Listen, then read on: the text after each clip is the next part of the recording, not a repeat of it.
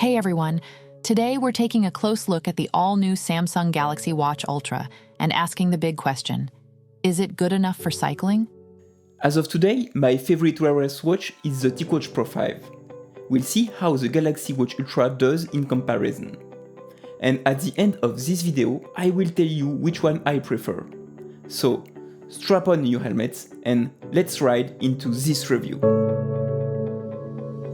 Okay, let's start with the design.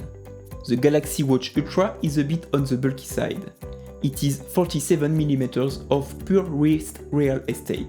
So, if you have teeny wrists, like mine, it might feel you are wearing a mini UFO. But hey, the size means a bigger battery, so maybe it is worth the wrist workout. Despite its bulk, it's surprisingly comfortable. With 93 grams, it is not so heavy given its size because it is made of titanium. The strap is pretty flexible and it stays in place even when you're sweating buckets on a tough climb. It comes with the new 3nm Exynos W1000 processor, with 5 core compared to only 2 on the previous generation. It also has better specs than the 4nm Snapdragon W5 Plus Gen 1, which is used on many other Wear OS smartwatches, such as on the TicWatch Pro 5 or Xiaomi Watch 2 Pro. The watch has 32 GB of storage and runs under Wear OS 5. Now let's talk about the screen. The Galaxy Watch Ultra has a super bright display. Even in the glaring sun, you can still read your stats without squinting like you're staring at the sun. It's like having your own teeny sun-resistant TV on your wrist. Here is a side-by-side comparison with the TicWatch Pro 5. 3000 nits for Galaxy Watch Ultra and 600 for the TicWatch Pro 5. The Galaxy Watch Ultra has a Sapphire Crystal Glass, which can survive your wildest adventures. In addition, the watch has been military certified with grade 810H, which is the same as the TicWatch Pro 5. This is a good news, especially if you plan to do a lot of sports and take it on your mountain bike. Because of the brightness and crystal glass, I personally prefer the screen of the Galaxy Watch Ultra. The watch is waterproof, which is perfect if you want to take a spontaneous dive into a pool, or accidentally drop it in the toilet. It is certified for up to 10 atmospheres, which means down to 100 meters in the water. 50 meters for the TicWatch Pro 5.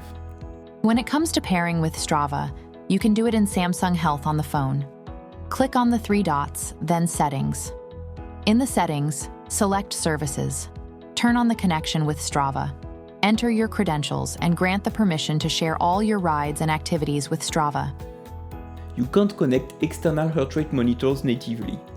If you are already into your data and want to connect power meters or cadence sensors, you can use the app HR2VP Watch by Computer.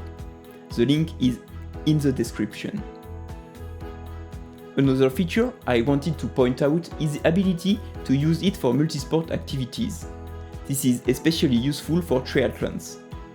You can change sports just by pressing the button here on the watch. Samsung claims FTP estimation based on a 4-minute test. You can add a power meter in Samsung Health on your phone, select Accessories, scan for accessories and add your power meter. I tried to connect different power meters, but not all of them worked. For example, it didn't work with my bike trainer. Another one was recognized as a cadence sensor. Nevertheless, I was able to find one that worked and did a 5 minutes high-intensity uphill ride. This is what I got at the end of the ride. The 229-watt FTP estimation is not so bad, given the fact that I was not in the best conditions because I made not warm up and I didn't use my regular bike. Given all my training data, Strava says my FTP is estimated at 255 watt. During the ride, my 4 minutes power peak was 264 watt, so Samsung took 87% of this value. In Strava, my 4 minutes peak is 300 watt, so my FTP is 85% of this value. If you do this test, let me know in the comments what you get and what you think about it. My watch was connected to my phone, but heart rate values were not saved. Another detail, The power values are labeled as estimated power in Strava. I don't know why. If I sum up, the FTP feature is not too bad, but I need to do more to better understand how it works, and there is plenty of space for improvement. Previous Galaxy watches were not accurate in terms of heart rate when riding on the road bike. Indoors, it was fine, but not outdoors. So, I did the same test as usual. Same route, same pace. Here are the results. The Galaxy Watch Ultra is in red, and the Polar H10 in blue. As you can see on the graph, it is already much better than what you had with previous generations where it was completely off. At the beginning, it takes a little bit more time to get up, there is a small delay, but then it catches with the Polar H10 up to 180 beat per minute. When slowing down, it follows the trend accurately with one drop and one spike. On the last uphill, which is short and done around 350 watts, the watch has trouble to keep up, but then it catches the good values again just afterwards. The watch has an accuracy of 7.3%, which makes it the most accurate Wear OS watch on the market, before the Pixel Watch with 13% accuracy. Battery life is crucial when you are out cycling, especially on those long rides. The Galaxy Watch Ultra boasts a pretty hefty battery with 590 mAh that lasts through multiple rides. Nearly the same as the TicWatch Pro 5 with 624 mAh. Nevertheless, the processor is thinner with 3 nanometer, which saves some power. I did a test and the watch used 38% in one day with always-on display activated, so expect around 2.5 days of battery life. It is up to 4 days with the TicWatch Pro 5. And when it does need charging, it's quick. Expect 35% in 30 minutes, which is less than the TicWatch Pro 5 with more than 40%. Navigation is another biggie. The built-in GPS is pretty spot on.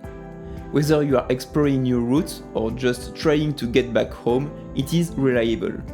You won't end up in the middle of nowhere unless you know you want it to.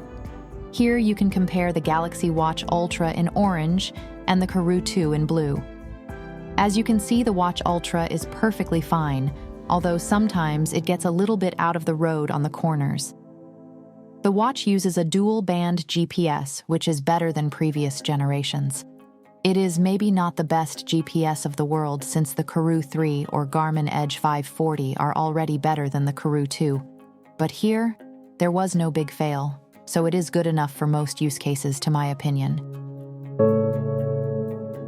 So, is the Samsung Galaxy Watch Ultra good enough for cycling? Yes, absolutely.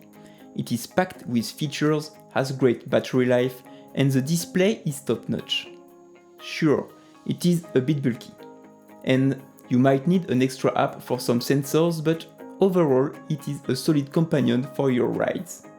If you ask me to choose between the Galaxy Watch Ultra and the TicWatch Pro 5, I may choose the Galaxy Watch Ultra. So, if you don't mind the bulky design, go for the Galaxy Watch Ultra. If you prefer round watches or have a very small wrist, the TicWatch Pro 5 is still a very good choice.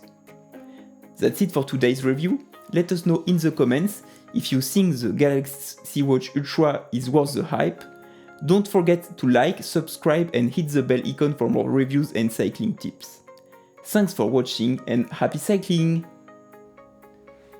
Just one more thing to tell you that I bought this watch. The video has not been sponsored by Samsung.